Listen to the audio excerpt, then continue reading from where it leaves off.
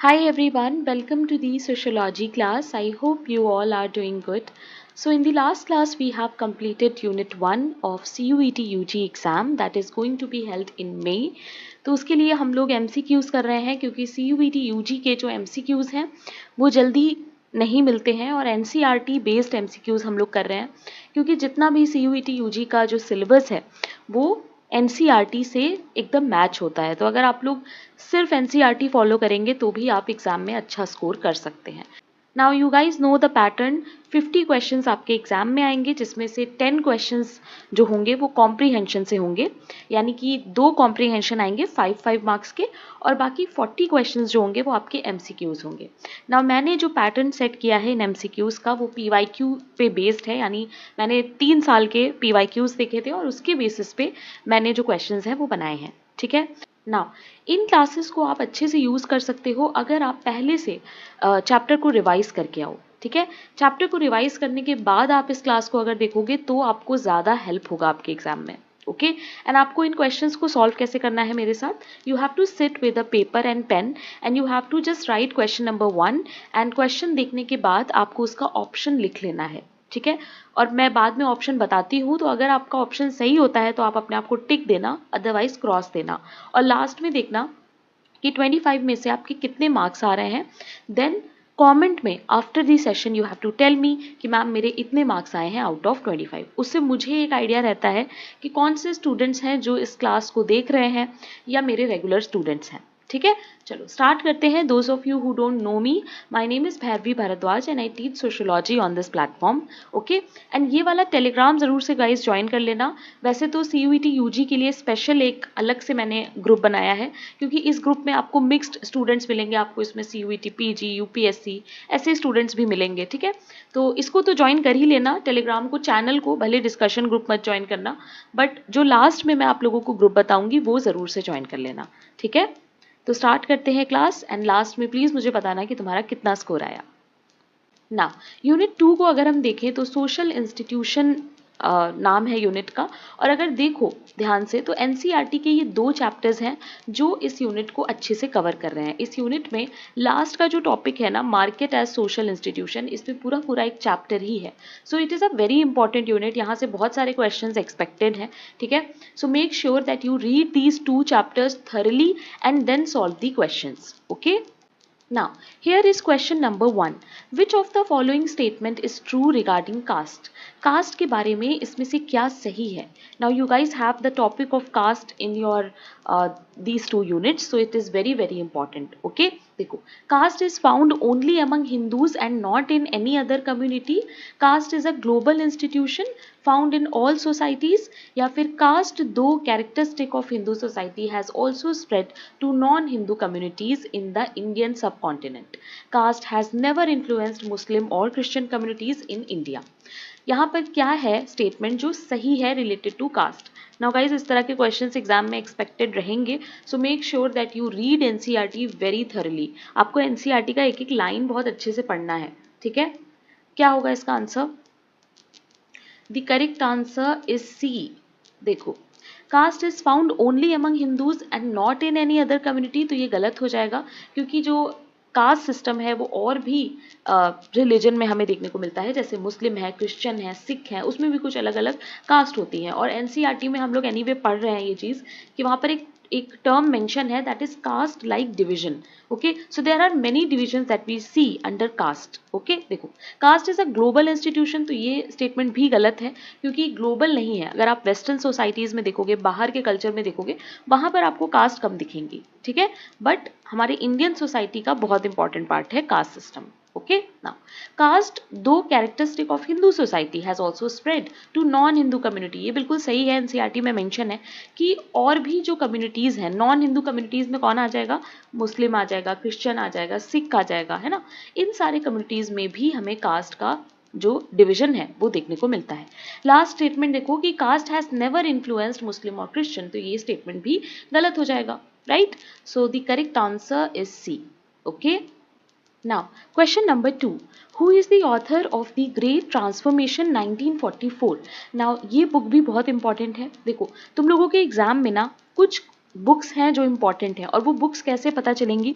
कुछ बुक्स ऐसी हैं जो तुम्हें चैप्टर रीड करते टाइम दिख जाएंगी या कहीं कहीं पे मेंशन होंगी, those books are really important. Okay, उसके अलावा कुछ बुक्स ऐसी हैं जो लास्ट का जो रेफरेंस पेज होता है वहाँ पर वो बुक्स मेंशन है। सो आई विल रियली सजेस्ट कि एटलीस्ट 11th क्लास की जो 2 NCERT हैं और जो 12th क्लास की 2 NCERT हैं, दोनों के बुक्स पे आपको फोकस करना है। एग्जाम में आपसे बुक्स रिलेटेड क्वेश्चंस पूछे जाते हैं, ठीक है। मैच द फॉलोइंग पूछा जा सकता है, इस तरीके से भी क्वेश्चन आ सकता है कि कौन सी बुक किसने लिखी है, ठीक है। सो यहाँ पर देखो ऑप्शंस हैं Karl Marx, Max Weber, Emile Durkheim या फिर Karl Polanyi. What will be the correct answer?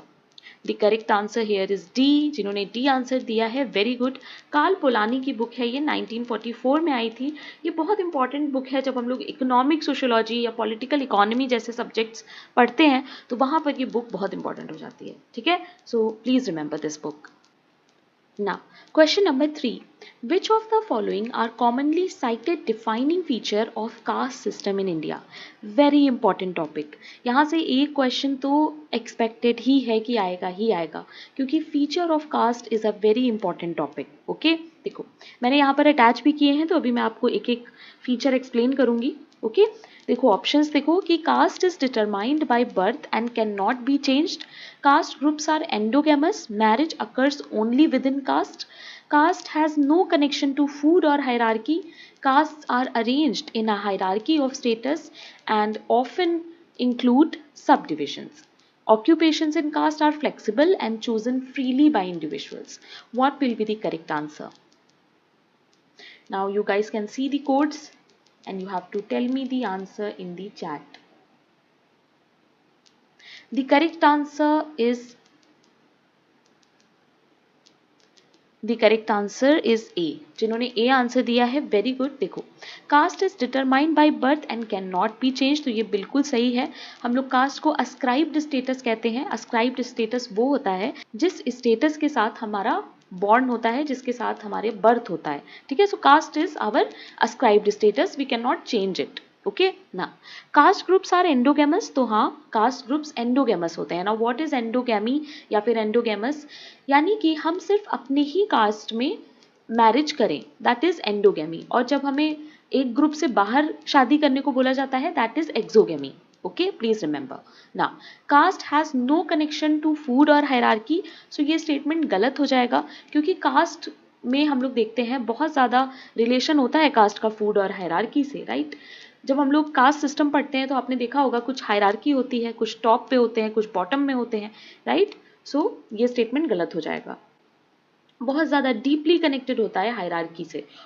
And I hope you guys know purity and pollution, जो कि एक बहुत फेमस थिंकर इस बारे में बात करते हैं, जिनका नाम लुई दूमो है, राइट। वो कहते हैं कि कैसे जो कास्ट है उसमें कुछ चीज़ें हैं जो प्योर मानी जाती हैं, कुछ चीज़ें हैं जो इम्प्योर मानी जाती हैं, राइट। सो जो लो कास्ट के लोग होंगे उनको इम्प्योर माना जाएगा, उनको पॉल्यूटेड माना जाएगा। आपने देखा होगा पुराने मूवीज़ में कि जैसे अगर कोई लो कास्ट का पर्सन है, वो अगर हाई कास्ट के पास बैठ भी गया तो ये बहुत बड़ा इशू हो जाता था। तो साथ में खाना और ये हायरार्की, ये सब हमें देखने को मिलता है कास्ट में, ठीक है। सो ये स्टेटमेंट गलत हो जाएगा ना। Caste are arranged in hierarchy of status and often include sub divisions, so ये भी बिल्कुल ठीक है, right. D statement is also correct, क्योंकि कास्ट जो है वो हायरार्की में ही होता है। कोई कास्ट होगा जो टॉप पे होगा, कोई कास्ट होगा जो बॉटम में होगा। Occupation in caste are flexible and chosen freely, ये बिल्कुल गलत है। कास्ट में ऑक्यूपेशंस फ्रीली नहीं होते, फ्लेक्सिबल नहीं होते। So the correct answer will be A, B and D. Okay ना, हिंदी वाले भी प्लीज इसको एक बार रीड कर लेना। ओके, पीडीएफ आप लोगों को टेलीग्राम पे मिल जाएगा, तो वहां पर हिंदी वाले स्टूडेंट्स हिंदी कंटेंट को रीड कर सकते हैं। ओके ना, अब यहाँ पर देखो कि कास्ट के फीचर्स क्या होते हैं। Caste is determined by birth, a child is born into the caste of its parents, caste is never a matter of choice, यानी आप जिस कास्ट में आपका बॉर्न होगा वही आपकी कास्ट होगी, राइट। ये मैटर ऑफ चॉइस नहीं है, यानी आप खुद से अपने कास्ट को चूज नहीं कर सकते, राइट ना। One can never change one's caste, leave it और choose not to join it, although there are instances where a person may be expelled from their caste. So आपके पास ज़्यादा ऑप्शन नहीं होता है अपने कास्ट को चेंज करने का, बट ये पॉसिबिलिटी ज़रूर होती है कि आपको कोई उस कास्ट से हटा दे, एक्सपेल कर दे, यानी एकदम उस पूरे ग्रुप से ही रिमूव कर दे आपको, है ना। तो ये चीज़ याद रखना कि कास्ट जो है वो बाय बर्थ होती है, it is a ascribed status. Okay ना। सेकेंड पॉइंट देखो कि membership in a caste involves strict rules about marriage. Caste में ना स्ट्रिक्ट रूल्स होते हैं मैरिज को लेके, ठीक है। एंडोगेमस होता है, यानी आपको अपने सेम कास्ट में मैरिज करना पड़ेगा। Okay, marriage is restricted to members of the group, यानी एक ही ग्रुप में आपको शादी करनी पड़ेगी। Okay, please remember. Next is caste membership also involves rules about food and food sharing. यहाँ पर कुछ फूड रिलेटेड रिस्ट्रिक्शंस भी हैं कास्ट में जो हमें देखनी पड़ती हैं। ओके ना। Next is caste involves a system consisting of many caste. बहुत सारे कास्ट हैं जो हायरार्की में हमें देखने को मिलती है इसमें, right. So you all know this कि hierarchy is very important here. In theory, every person has a caste and every caste has a specified place in hierarchy. यानी hierarchy क्या होता है, कोई नंबर 1 पे होगा, कोई नंबर 2 पे, नंबर 3 पे, तो इस तरीके से सोसाइटी में एक हायरार्की मेंटेन रहती है। यानी कोई होगा जो टॉप पे होगा और कोई होगा जो लोअर पोजीशन पे होगा, राइट। ये सब याद रखना प्लीज कि hierarchy is very important in caste. Okay ना। Caste also have sub divisions. Caste में कुछ सब डिविजन्स भी होते हैं। ओके, ये भी याद रखना। सो यहाँ पर सेगमेंटल ऑर्गेनाइजेशन होता है। प्लीज रिमेंबर, सेगमेंटल मतलब कि आपको हर कास्ट में अलग अलग सेगमेंट्स मिल जाएंगे, ठीक है। जैसे मैं आपको एक एग्जांपल देती हूँ, शूद्रास में बहुत सारे आपको सब कास्ट मिल जाएंगे, वैश्यास में बहुत सारे आपको सब कास्ट मिल जाएंगे, ठीक है। तो एक सेगमेंटल ऑर्गेनाइजेशन होता है, please remember. Next is caste were traditionally linked to occupations. Occupation बहुत इंपॉर्टेंट है। जब हम लोग कास्ट बहुत बाद में स्ट्रक्चर्ड हुआ, उससे पहले जब हम लोग वर्णा सिस्टम पढ़ते हैं तो वहां पर हम देखते हैं कि ये कास्ट आया ही था ऑक्यूपेशन की वजह से। कुछ लोग थे जिनका ऑक्यूपेशन बहुत सोसाइटी में अच्छा माना जा रहा था, तो उनको टॉप कास्ट पे रख दिया गया, और जो लोग बहुत लो लेवल का ऑक्यूपेशन कर रहे थे उनको लो कास्ट पे रख दिया गया। सो अगर हम लोग देखें तो ओरिजिन कहीं ना कहीं ऑक्यूपेशन से हुआ है, तो कास्ट बहुत ज़्यादा लिंक्ड रहता है किससे, ऑक्यूपेशन से, ठीक है। तो ये चीज़ भी याद रखना। ये 6 इंपॉर्टेंट फीचर्स हैं गाइस जो आपको याद रखने हैं, इसीलिए मैंने डायरेक्टली एनसीईआरटी से यहाँ पर अटैच कर दिए हैं, ठीक है। So make sure that you literally learn it. इसको आपको रट लेना है, याद कर लेना है, ठीक है। Now, another important question is कि the word caste in English originate from which language? कौन सी लैंग्वेज से आया है ये वर्ड कास्ट? संस्कृत, लैटिन, पोर्टुगीज या फिर पर्शियन? Very important question. इस तरह के फैक्ट्स एनटीए पूछता है, so make sure that you focus on these things as well. Okay, the correct answer is C, that is Portuguese. Please remember. Okay, कहीं कहीं पर आपको अलग अलग सोर्सेज में आगे जाके में भी आपको दिखेगा कि स्पेनिश वर्ड भी आ जाता है, तो अगर स्पेनिश आएगा तो भी तुम लोग पोर्टुगीज के साथ ही जाना, इसलिए क्योंकि एनसीईआरटी में यही मेंशन है। Now, question number 5. According to Adam Smith, how does a market economy function?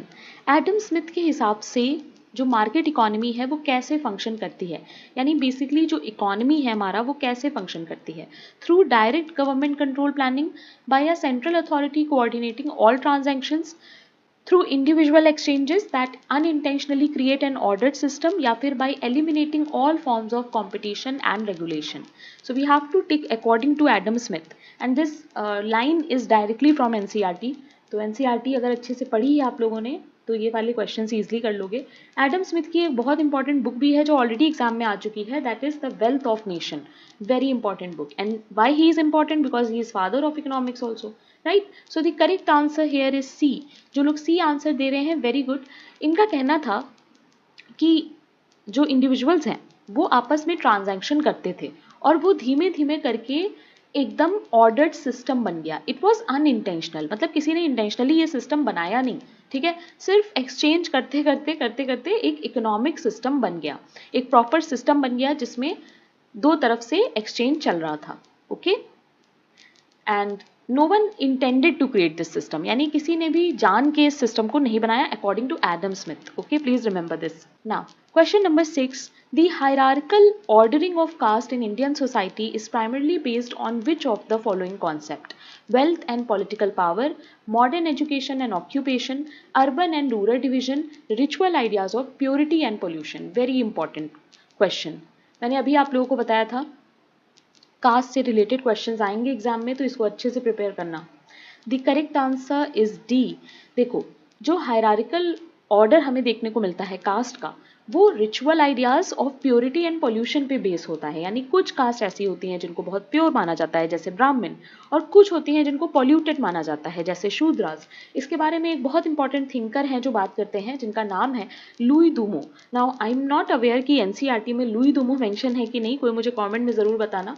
But ये वाला जो प्योरिटी और पॉल्यूशन का कॉन्सेप्ट है ना, ये लुई दूमो का ही दिया हुआ है, and it is based on actually brahmanical concept. So brahmanical concept में हम लोग ये प्योरिटी पॉल्यूशन बहुत देखते हैं, और इनकी फेमस बुक भी है Homo Hierarchicus, so that book is also very important. Okay, so please remember purity and pollution जो है वो कास्ट में बहुत ज़्यादा इंपॉर्टेंट होता है। Okay, now question number 7, liberalization can be understood as what? Privatization and marketization, government regulations for industry, promoting government investment, या फिर increasing import duties on goods। liberalization का क्या मतलब है? उदारीकरण। ओके, उदारीकरण जिसको हम लोग हिंदी में कहते हैं। What will be the correct answer? Easy questions हैं guys, ऐसे questions आएंगे तो प्लीज गलत मत करना। The correct answer is it is a. Those of you जिन्होंने ए आंसर दिया है, वेरी गुड। प्राइवेटाइजेशन और मार्केटाइजेशन के थ्रू हम लोग लिबरलाइजेशन को समझ सकते हैं। लिबरलाइजेशन में एक्चुअली होता है क्या है, it is about less government control and more private participation. Okay, less government control and more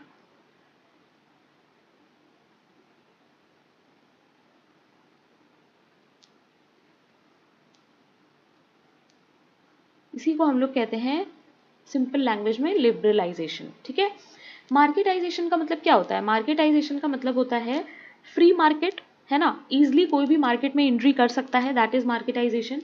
and privatisation का मतलब क्या होता है कि जो भी गवर्नमेंट कंपनीज होती हैं ना, वो सारी सेल हो जाती हैं प्राइवेट सेक्टर को।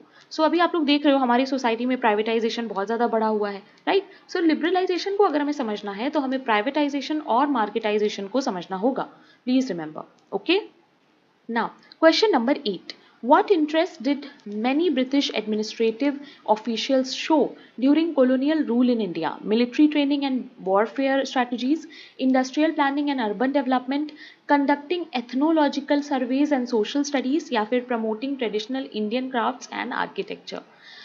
कौन सा इंटरेस्ट है जो ब्रिटिश एडमिनिस्ट्रेटिव ऑफिशियल्स का हमें देखने को मिलता है कॉलोनियल रूल के टाइम पे, यानी जब वो लोग इंडिया पे रूल कर रहे थे उस टाइम पर इन लोगों का जो भी एडमिनिस्ट्रेटिव ऑफिशियल्स है उनका इंटरेस्ट किस में था? That is your question. Military training में था, इंडस्ट्रियल प्लानिंग में था, कंडक्टिंग एथनोलॉजिकल सर्वे पे था, या फिर promoting traditional Indian crafts and architecture? The correct answer is C. Those of you who are giving C answer, very good. देखो, जब कॉलोनियल रूल था ना इंडिया पे, उस टाइम पे जो ब्रिटिश एडमिनिस्ट्रेटिव ऑफिशियल्स थे वो सारे इंडियन सोसाइटी को समझने की कोशिश कर रहे थे ताकि इंडियन सोसाइटी पे वो बेटर तरीके से रूल कर पाएं। ओके, और उसी टाइम पे ये लोग क्या कर रहे थे, बहुत सारे सर्वेस कंडक्ट करा रहे थे, बहुत सारा सेंसस वगैरह चल रहा था इस time, because they wanted to know the population, they wanted to know the people of India. तभी अगर इनको ठीक से पता नहीं होगा कि इंडिया के लोग क्या हैं, उनके बिलीफ क्या हैं, तो ये उनको ठीक से गवर्न नहीं कर पाएंगे, राइट। सो इस पूरी स्ट्रैटेजी को बोला जाता है कॉलोनियल नॉलेज प्रोडक्शन। यानी उस टाइम पे ये नॉलेज प्रोड्यूस कर रहे थे ताकि ये बेटर तरीके से इंडियंस पे रूल कर सकें। ठीक है, प्लीज रिमेंबर दिस, ये एनसीईआरटी में भी मेंशन है। Okay, now question number 9, which of the following correctly describes the relationship between varna and jati in Indian society? वर्णा और जाति ये दो कॉन्सेप्ट हैं जो एनसीईआरटी में मेंशन है। ठीक है, इसमें यहाँ पर आपको बताना है कौन सा ऑप्शन है जो इनके बीच का रिलेशनशिप ठीक से बता रहा है, यानी ये आपस में कैसे रिलेटेड है। ओके, देखो, Varna is a local classification while Jati is a pan-Indian system. Jati and Varna are the same and used interchangeably. Both Varna and Jati are modern social categories, या फिर Varna is a four-fold classification found across India while Jati refers to a region-specific social group. What will be the correct answer? बहुत important topic है guys, ये exam में question आ सकता है और वर्णा वगैरह से ऑलरेडी क्वेश्चन आया हुआ है। कास्ट एंड वर्ना ये सब इंपॉर्टेंट है। Okay, the correct answer is D. देखो वर्ना जो है वो एक 4 फोल्ड क्लासिफिकेशन है जहाँ पे हम लोग 4 इंपॉर्टेंट वर्नास पढ़ते हैं, ठीक है, जबकि जाति जो है ना वो रीजन स्पेसिफिक सोशल ग्रुप्स की होती है। जैसे हरियाणा की जातियां है ना, हरियाणा में अगर आप देख लो, उत्तर प्रदेश में देख लो, सो रीजन के हिसाब से जब हम देखते हैं दैट इज आवर जाति। So D answer is correct. Okay, please remember this. एक बार ये वाला जो पार्ट है वो एनसीईआरटी में आई वुड से रीड भी कर लेना, और क्लासेस करते समय ये वाले जो भी क्वेश्चंस हैं जो गलत हो रहे हैं एक बार फिर से इसको क्लास को देखने के बाद एनसीईआरटी को रीड करना, सो दैट वो चैप्टर आपका प्रिपेयर हो जाए, रिविजन हो जाए, और आपको पता भी चल जाएगा कि क्या इंपॉर्टेंट है, कहाँ से क्वेश्चंस बन सकते हैं। ओके, ना question number 10, in the capitalist mode of production who are the two main classes identified by Karl Marx. अगर हम लोग कैपिटलिस्ट मोड ऑफ प्रोडक्शन को देखें तो इसमें से कौन सी मेन 2 क्लासेस हैं जो कि कार्ल मार्क्स ने दी है? Landlord and peasant, Kings and subjects, capitalist and worker, bureaucrat and politician. Now this is a very you can say factual question. ऐसे फैक्चुअल क्वेश्चंस आते हैं, लिटरली आपको ये सब चीज़ें फैक्ट्स वाली याद करनी है। The correct answer is C. 2 classes के बारे में बात करते हैं कार्ल मार्क्स, पहला है कैपिटलिस्ट और दूसरा है वर्कर। कैपिटलिस्ट वो होते हैं जिनको हम लोग हैव्स कहते हैं, और वर्कर वो होते हैं जिनको हम लोग हैव नॉट भी कहते हैं। सारा जो मोड ऑफ प्रोडक्शन का ओनरशिप होता है वो कैपिटलिस्ट के पास होता है, और सारा जो काम कर रहे होते हैं वो वर्कर्स होते हैं, राइट। सो वर्किंग क्लास जो होती है वो वर्कर्स की हो जाती है। So the correct answer is C. Okay, please remember. Now question number 11, what does commodification mean in the context of capitalism? So commodification का मतलब क्या होता है? You have to tell me that. Okay, production of only luxury goods, converting non-market goods or services into marketable commodities, banning the sale of goods and services, donating goods for free use. What will be the correct answer? Easy question है। The correct answer is B. Commodification का मतलब क्या होता है? किसी भी चीज को कमोडिटी में कन्वर्ट कर देना। कोई भी ऐसी चीज जिसको पहले हम लोग एज अ कमोडिटी यूज नहीं करते थे, बाद में उसको एज अ कमोडिटी हम लोग यूज करने लगे। ओके, जैसे कि एग्जाम्पल में हम लोग पानी को ले सकते हैं। पहले के टाइम पे पानी कोई कमोडिटी नहीं होती थी, राइट। उसको हम लोग ऐसे ही पी सकते थे, या you can say easily available था। बट आज के टाइम पे अगर आपको पानी पीना है तो उसका भी आपको पैसा देना पड़ेगा, right. So it has become a commodity. So बहुत सारी ऐसी चीज़ें हैं जो अब कमोडिटी बन चुकी हैं। तो कोई भी ऐसा प्रोडक्ट जो नॉन मार्केट गुड है ना, उसको अगर हम मार्केट में ले आए, उसको अगर हम एक कमोडिटी बना दें। कमोडिटी कब बनता है? देखो, कमोडिटी कभी भी तब बनता है जब उसकी यूज़ वैल्यू हो और एक्सचेंज वैल्यू हो, यानी वो चीज़ आपके काम आ रही हो और उसका कुछ एक्सचेंज वैल्यू भी हो। यानी अगर आपको वो चीज़ चाहिए तो आपको उसे खरीदना पड़ेगा, आपको कुछ प्राइस पे करना पड़ेगा, राइट। सो उसको हम लोग कमोडिटी कहते हैं। सो किसी भी चीज़ में अगर हम ये 2 कंडीशंस लगा देते हैं तो वो हो जाता है process commodification. Okay, please remember. यानी कोई भी चीज़, things that were not previously bought and sold in market, now they are transformed into commodities. पहले के टाइम पे वो नहीं थी कमोडिटी और अब वो हो गई है। That is the process of commodification. Okay guys, कोई भी डाउट हो तो आप लोग मुझसे पूछ सकते हो टेलीग्राम पे या कमेंट सेक्शन में। ओके, ना क्वेश्चन नंबर 12 देखो, ये एक PYQ है। Colonialism had a deep impact on structure of Indian society. Which of the following is not true regarding colonialism? अब देखो इस तरह के क्वेश्चंस आते हैं, यानी आपको अपने चैप्टर को बहुत ही थॉरली पढ़ना है, तभी ऐसे क्वेश्चन सॉल्व हो पाएंगे। अब देखो 1 महीने का टाइम है, ज़्यादा टाइम नहीं है, वरना मैं एक एक चैप्टर आपको इन डेप्थ पढ़ाती, बट उसको पढ़ाने में फिर मुझे बहुत टाइम लगेगा, PPT बनाना पड़ेगा, है ना। So please make sure that you guys read each and every line, और कोई भी डाउट होगा तो तुम लोग मुझसे टेलीग्राम पे पूछ सकते हो, आपस में डिस्कस कर सकते हो। Make sure that you join the Telegram. Okay, वो जो लास्ट में मैं भी ग्रुप बताऊंगी उसको ज़रूर ज्वाइन करना। ओके, अच्छा अब बताओ इसमें से कौन सा है जो गलत है रिगार्डिंग कोलोनियलिज्म। ठीक है, देखो, now look at the options. Britishers interfered with Indian markets to ensure greater profits. They altered the way of production. They implemented Forest Act which changed the lives of pastoralists. They benefited from continuous flow of tribute without interference in economic ways. The correct answer here is D. यहाँ पर क्या है देखो, यहाँ पे लिखा है कि विदाउट इंटरफेरेंस, तो ऐसा तो बिल्कुल नहीं है। ये जो भी ब्रिटिशर्स थे जो हम पे रूल कर रहे थे, तो इनका अच्छा खासा हमारे इकोनॉमिक मैटर्स में इंटरफेरेंस था, right. So D option will be incorrect. So बहुत ध्यान से आप लोगों को क्वेश्चंस पढ़ना है एंड देन आंसर देना है।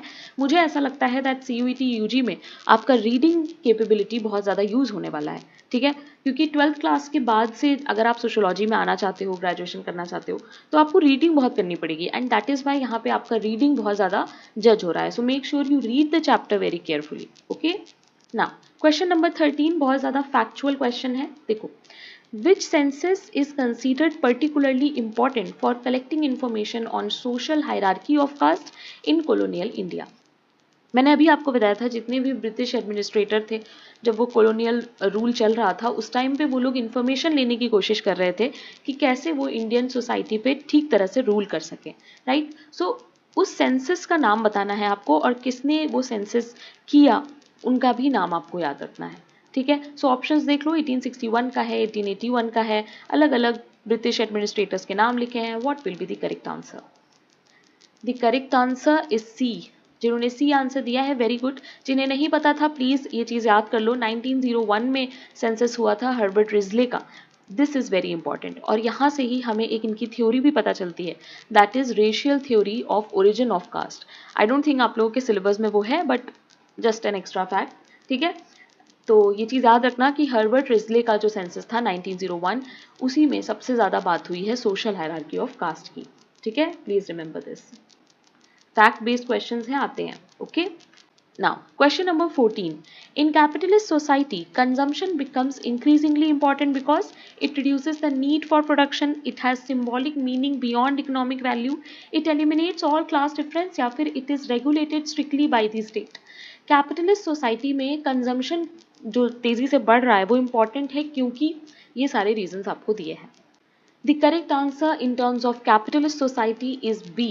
It has symbolic meaning। अभी भी देखो क्या चल रहा है आज के टाइम पे, तुम सब लोग YouTube वगैरह स्क्रॉल करते होगे, Instagram स्क्रॉल करते होगे और तुम लोग वहाँ पे देख रहे होगे किस तरीके से लोग अपना जो स्टेटस है, जो अपना वेल्थ है उसको दिखा रहे हैं, राइट। ज़्यादा से ज़्यादा कंजम्पशन कर रहे हैं, फालतू की चीज़ें कंज्यूम कर रहे हैं, है ना, just to show their status, right. So अभी कैपिटलिस्ट सोसाइटी में क्या हो रहा है कि ज़्यादा से ज़्यादा लोग अपनी चीज़ों को शो कर रहे हैं, है ना, कंजम्पशन ज़्यादा कर रहे हैं क्योंकि उनको अपना सिंबॉलिक मीनिंग दिखाना है।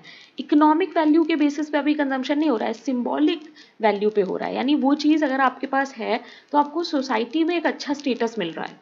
Okay, you are understanding? So B will be the correct answer. Now, question number 15, who coined the term status symbol to describe the relationship between consumption and social status? तो status symbol जो term है वो किसका है? Karl Marx, Emile Durkheim, Max Weber, Herbert Spencer. Very important question, the correct answer is C, Max Weber. Please remember, status symbol वही है जो मैंने अभी आपको बताया कि people use goods, behaviour and lifestyle to signal their social status. अपना social status दिखाने के लिए लोग जब गुड्स को यूज करने लगते हैं, that is status symbol. Okay, now जैसे iPhone is the biggest example of this, है ना। लोग फोन रखते हैं बट जब आईफोन रखते हैं तो उनको मिरर सेल्फी लेना होता है, right, to show that, to show your status, right. So status group होता क्या है एक्चुअली? स्टेटस ग्रुप का मतलब है people share common prestige, honour और लाइफस्टाइल। सो स्टेटस ग्रुप अभी हम लोग आगे पढ़ेंगे, यहाँ पर खाली स्टेटस सिंबल याद रखो, ठीक है, और मैक्स वेबर का कॉन्सेप्ट है ये याद रखो। ओके, नाउ क्वेश्चन नंबर 16, इस तरह के मैच द फॉलोइंग आप लोग एक्सपेक्ट कर सकते हो और ये देखो एनसीईआरटी से ही बना हुआ है, ठीक है। एलिमेंट्स ऑफ ग्लोबलाइजेशन दिए हैं और उनके रिलेटेड एस्पेक्ट से तुम्हें मैच करना है। I am giving you some time, सब लोग इसका आंसर चैट में दो। Okay, what will be the correct answer? Easy question है। Movement of people, technological development, cultural interconnectedness या फिर movement of commodities and money. सबको मैच करो। देखो, मूवमेंट ऑफ पीपल है तो किससे जाएगा? Of course it will be international migration या टूरिज्म, क्योंकि मूवमेंट की बात हो रही है, right. Next is technological development. So technological development की अगर हम बात करें तो वो आएगा कंप्यूटर एंड टेलीकम्युनिकेशंस में, राइट। कल्चरल इंटरकनेक्टेडनेस किस में आएगा? ट्रेडिशन और प्रैक्टिसेस में। Movement of commodities and money तो ये आएगा ग्लोबल ट्रेड में, क्योंकि अगर मनी मूव कर रहा है तो यानी ट्रेड और capital flows. So the correct answer will be 1 का बी, देखो इसी में है, the correct answer will be B. अगर मूवमेंट ऑफ पीपल को माइग्रेशन से ही तुम लोग कर लो तो भी ये क्वेश्चन हो जाएगा, ठीक है। तो इस तरह के इजी क्वेश्चंस आते हैं गाइस, प्लीज थोड़ा सा ब्रेन यूज करना और ऐसे क्वेश्चंस गलत मत करना। Okay, Now, question number 17. Which act gave legal recognition to scheduled caste and scheduled tribes? इसमें से कौन सा एक्ट है जिसने शेड्यूल्ड कास्ट और शेड्यूल्ड ट्राइब्स को लीगल रिकॉग्निशन दिया? इस तरह के जीके बेस्ड क्वेश्चंस आते हैं और एनसीईआरटी में ऐसी कई लाइंस आप लोगों को मिल जाएंगी जो प्रॉपर जीके ओरिएंटेड है। ठीक है, तो बताओ इसका क्या आंसर होगा? Indian independence act, government of India act, charter act या फिर Morley Minto reforms? The correct answer is C. Oh, sorry. The correct answer is B. Government of India Act 1935 is the act जिसने legal recognition दिया scheduled caste और scheduled tribes को. Okay, please remember this. Now, question number 18. Which of the following was not a feature of tribe? थोड़ा सा आप लोगों के इस चैप्टर में ट्राइब से रिलेटेड इन्फॉर्मेशन भी है। सो ट्राइब का इसमें से फीचर कौन सा नहीं है? Religion with written scriptures, absence of formal state system, lack of sharp class division या फिर being among the oldest inhabitants?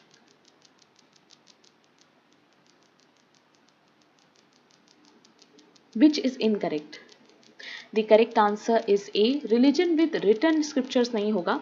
Oral tradition ज़्यादा होता है ट्राइब्स में। ठीक है, जैसे एंसेस्टर वर्शिप होता है या फिर ये लोग नेचर का वर्शिप करते हैं। सो वहाँ पर कोई रिटन स्क्रिप्चर्स नहीं होता है, जैसे हम लोगों के हिंदू में होता है ना, बुक्स हैं, भगवत गीता है, कुरान है मुस्लिम्स में, राइट? सो ट्राइब्स में ऐसा कुछ भी नहीं होता है। Okay, please remember this. Question number 19.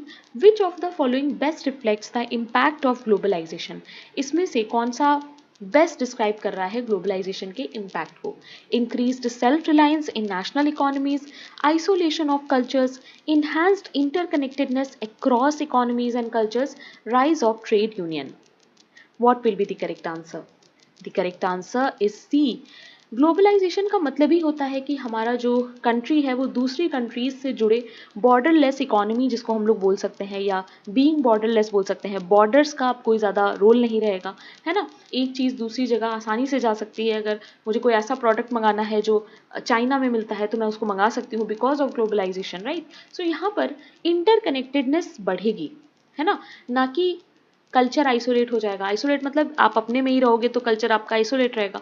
Globalisation में तो ऐसा नहीं है। जैसे हमारा इंडियन कल्चर जो है, अभी देखो हमारे यहाँ कितना क्या क्या चीज़ें आ गई हैं। देखो कोरियन कल्चर आ गया है, लोग कोरियन नूडल्स खा रहे हैं, है ना? बाहर का बहुत सारा कल्चर है जो अभी हमें इंडिया में देखने को मिल रहा है। सो ये सब किसकी वजह से है? ग्लोबलाइजेशन की वजह से, right? The correct answer will be C. ना, क्वेश्चन नंबर 20। यहाँ पर देखो टाइप्स ऑफ फैमिली दिए हैं, डिस्क्रिप्शन दिए हैं, and you guys have to match. तो चलो इसको मैच करते हैं। पहले देखो और बताओ क्या होगा इसका answer. I am giving you some time, हो सके तो चैट में इसका आंसर दो। The correct answer is, the correct answer is D. देखो न्यूक्लियर फैमिली जो है वो one set of parents and their children, यानी एक पेरेंट्स, मम्मी पापा और उनके बच्चे, दैट इज न्यूक्लियर फैमिली। ठीक है, एक्सटेंडेड या जॉइंट फैमिली कौन सी होती है? जहां पर more than one couple and often two और मोर जनरेशन, यानी ग्रैंड पेरेंट्स भी अगर साथ में रह रहे हैं, सो ये हो जाएगा एक्सटेंडेड, या फिर उसको हम लोग जॉइंट फैमिली भी कहते हैं। जॉइंट फैमिली का ट्रांसलेशन क्या है? It is derived from English, not a native Indian term. Okay?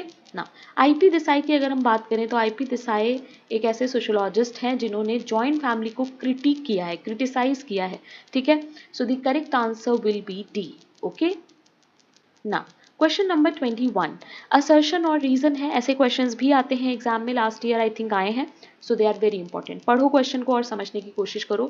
India shifted from a state led economic model to liberalization in the late 1980s because, कभी भी assertion reasoning आए तो यहाँ पर because लगा के सेंटेंस को पढ़ो। ठीक है, because this shift was aimed at increasing the role of private sector and integrating India with the global economy.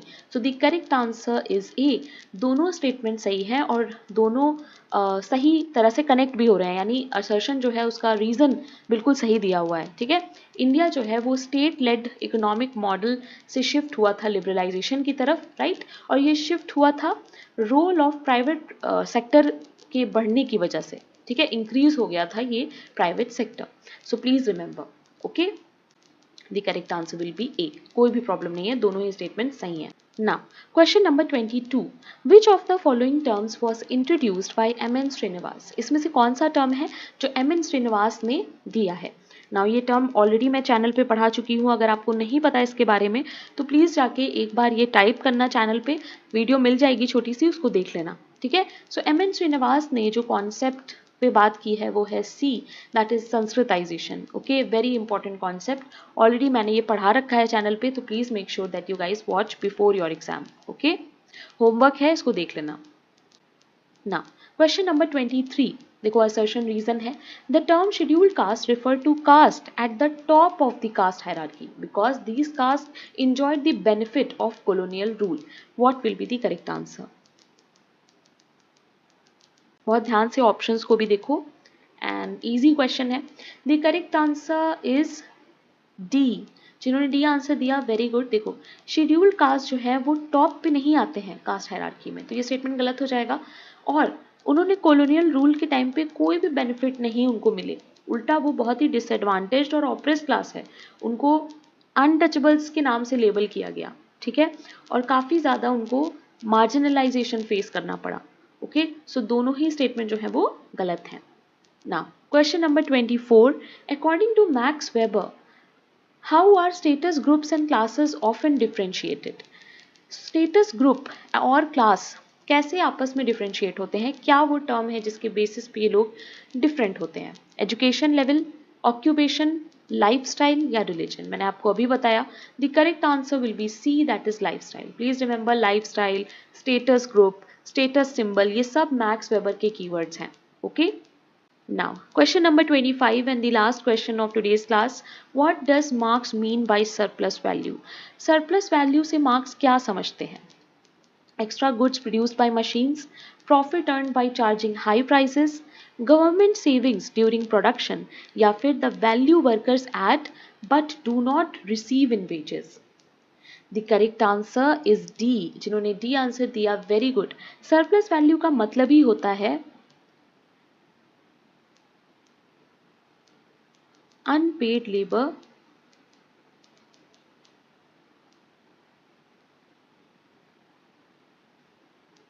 of worker that becomes